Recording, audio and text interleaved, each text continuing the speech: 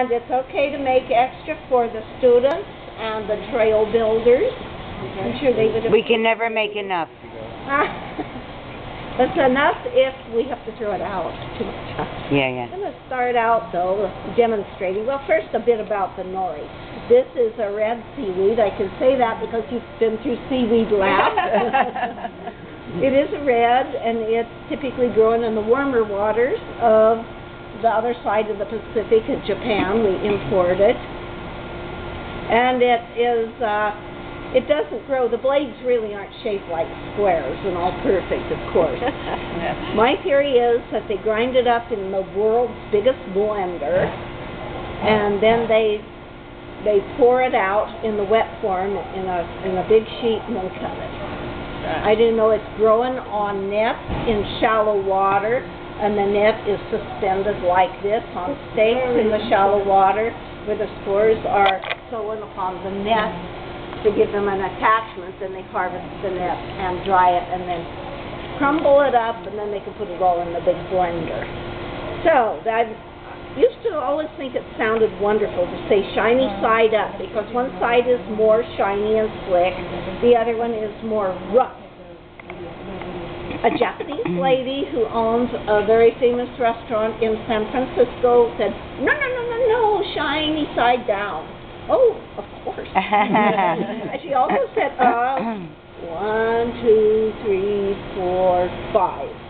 Except we had an even number of stuff, and she said, bad, must be odd number of stuff, bad luck. Oh, some of the superstition of making sushi. We're using a Japanese short grain rice. This is a white rice, which the kitchen purchases.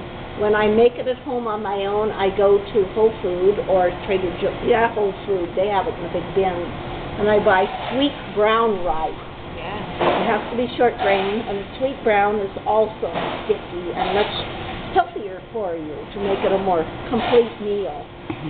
Seaweed, of course, has a number of minerals. In fact, all the minerals you need in your daily diet you could obtain from seaweed. So it's a great source. A tablespoon of seaweed a day will keep the doctor away.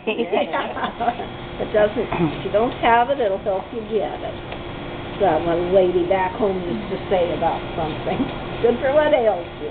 Don't have it, it'll help you get it. So the way I handle this, because it is sticky, these gloves it doesn't stick to, that's a very good thing. And I crumble it. And notice how later I'll press it down, but if you try to press it right away, personally, I like doing it this way. You'll do what you'll do. People do.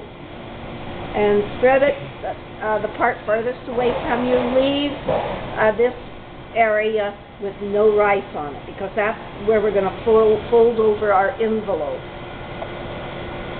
And I don't make it real thick, because this does have to close. We're not making a burrito.